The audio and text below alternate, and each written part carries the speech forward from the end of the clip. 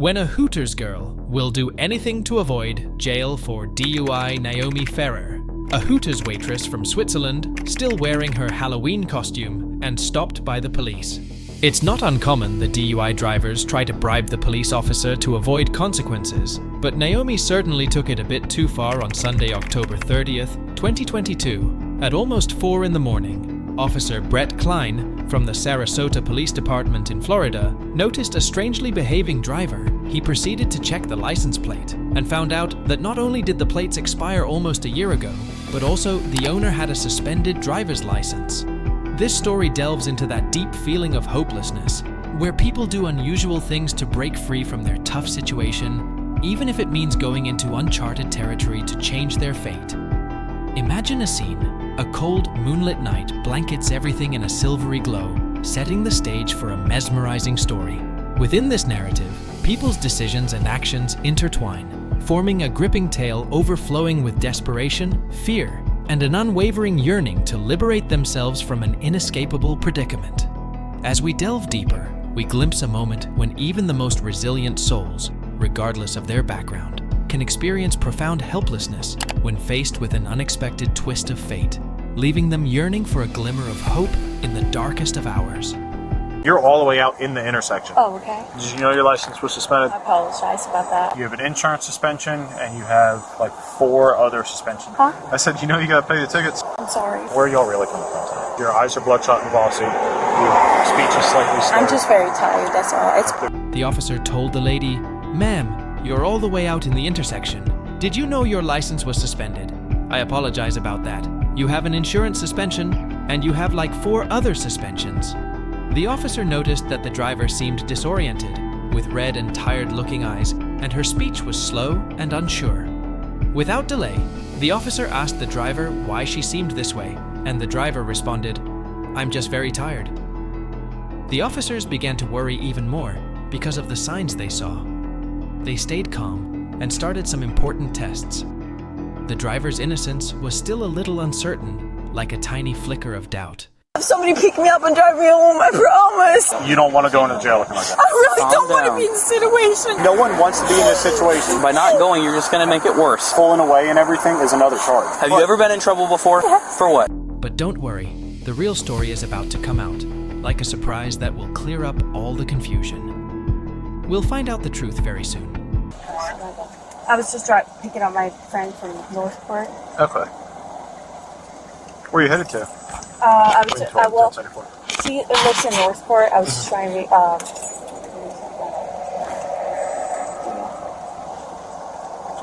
Thank you. You got your registration card changed for the clerk? yeah, I'm trying. Okay. I'm so sorry, sir. Your fake cut had scared me when I walked up. Forgot tomorrow's Halloween. Pardon? I said your fake cut had scared me when I walked up. Oh. Forgot tomorrow's Halloween. I'm like, oh boy. I know, right? So, reason I got stopped, few things. When you're sitting at the light back here to make the left, Yeah. you're all the way out in the intersection. Amidst a frigid and moonless night, envision a sleek black car, carelessly occupying forbidden territory, straddling the road markings. A vigilant police officer approaches this perplexing scene. The vehicle awkwardly positioned in the middle of the road. Peering through the driver's window, the officer encounters a bewildered and fatigued driver. However, a startling revelation unfolds. The driver's apparent injuries are, in fact, cunningly crafted illusions, misleading the officer into a perplexing dialogue aimed at unraveling the mystery shrouding this eerie encounter.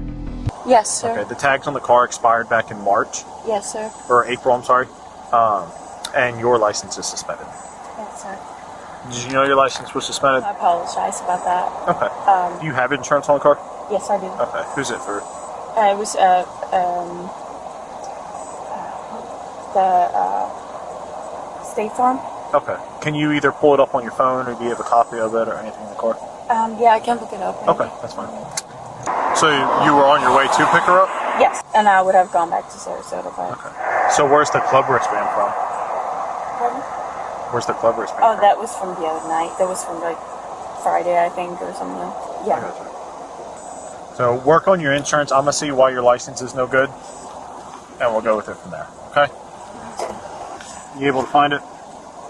I'm trying to pull it up. We had a couple of documents exchanged. I can't find it. Because you have an insurance suspension and you have like 4 other suspensions for fail to pay traffic fine. You know you got to pay. You know you got to pay tickets. Huh? I said you know you got to pay the tickets. I did pay them all. The ones that I applied for. I'm sorry. All right, do me a favor, hop out real quick. The officer notices that the tags on their car are registered to them but have expired, either in March or April. Additionally, the officer points out that the individual's driver's license is currently suspended. The officer asks her if she was aware of their license being suspended, to which she apologizes instantly. The officer then inquires about at least the presence of insurance for the vehicle. The officer suggests that she can either access the insurance information on their phone or provide a copy of it from the vehicle for verification so they could discharge her from the investigation. She could have gotten away by providing any document, but it turned out differently. The situation appears to be escalating, with a growing sense of tension as she admits that she can't find it. And the officer's tone starts getting more firm as he tells her to pay off her tickets and gives her several warnings as well. He then tells her to step out of the vehicle for a conversation, which is how the incident begins to form. I always take them out every night. Okay, so they're soft. Can you stand with your feet and heels together like this? Yes. Arms straight down your side. The very tip of the pen right here where my finger is, can you see that? Yep. Actually, let me kill my light so I'm not blinding you. I figure it's a little rude for you staring into that bright ass light. It's all good. So, right here, tip of my pen is. Yep. Okay? Yep. With your left pointer finger, I want you to reach up, touch the tip of the pen, and put it back down your side. Okay. That's your right. Oh, my left and my Yeah. left. Okay. So we're in agreement where the tip of the pen is, right? Yep. Okay. I'm gonna move it back and forth in front of your face a few times. Okay. I want you to keep your head straight Okay. and just follow it back and forth with your eyes. Gotcha. Make sense? Yep. Keep your head straight. Just look back and forth with your eyes. Okay, gotcha. Okay.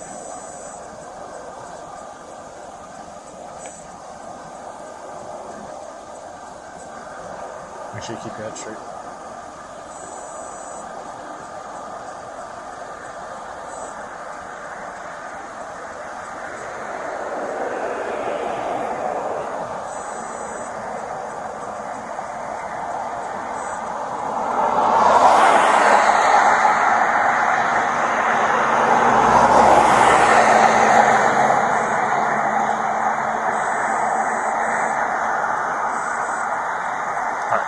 For a second. So how comfortable is it to walk in those boots?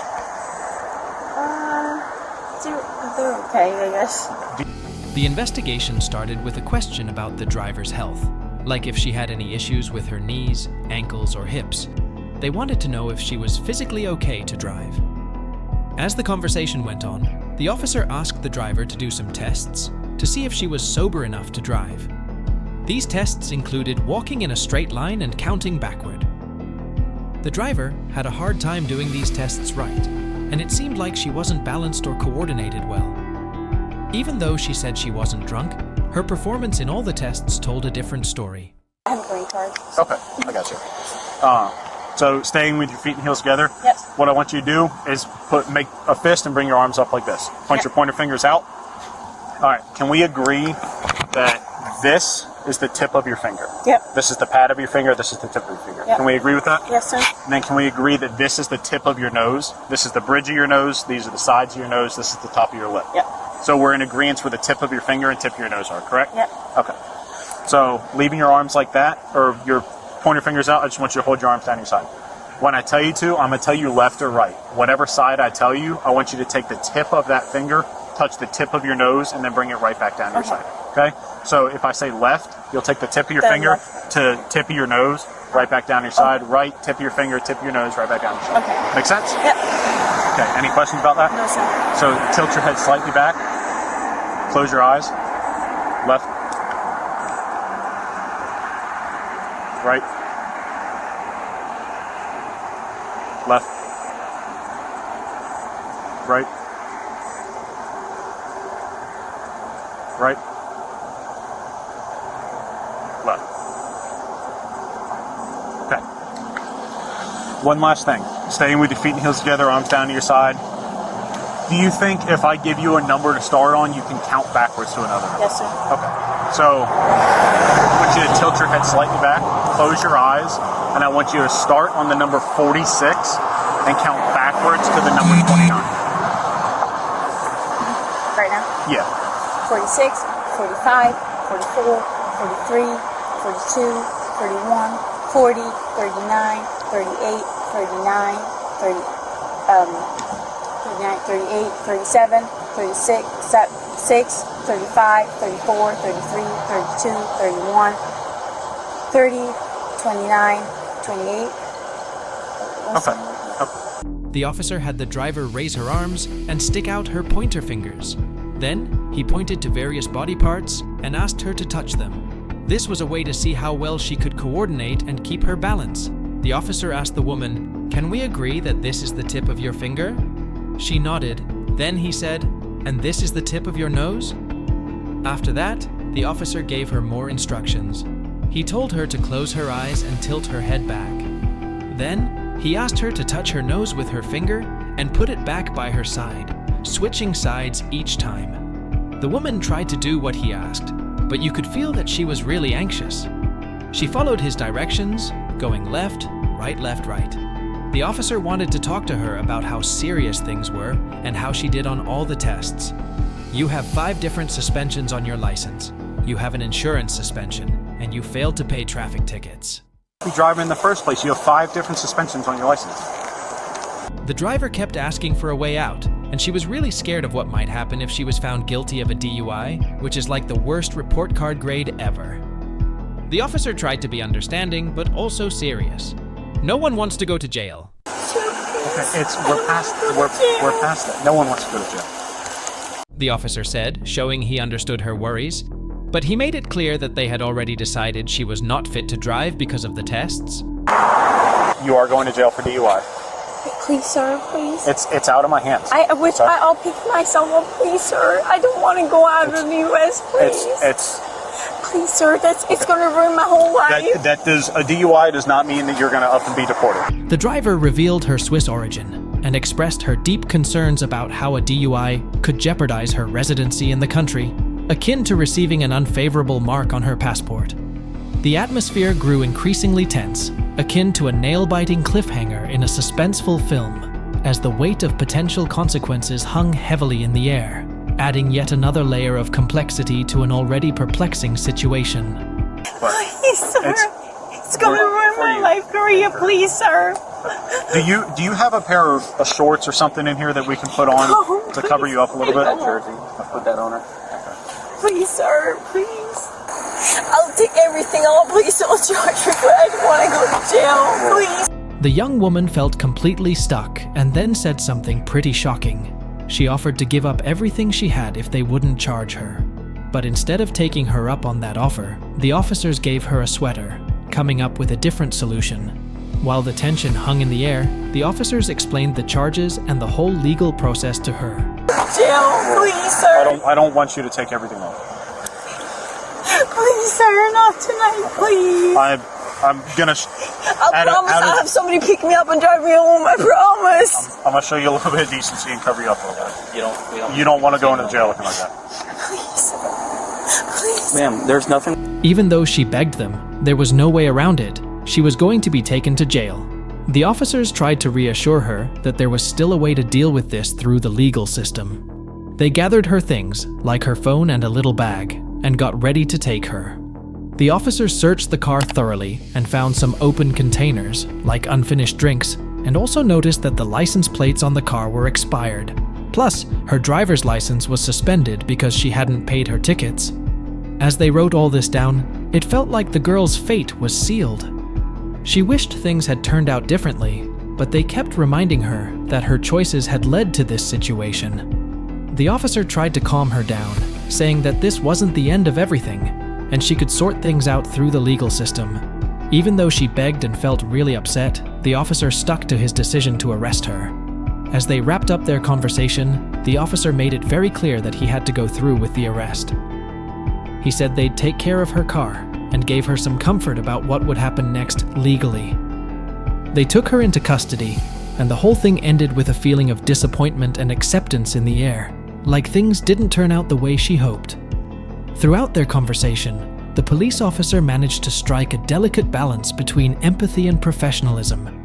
He demonstrated a remarkable ability to empathize with the driver's concerns while upholding the law.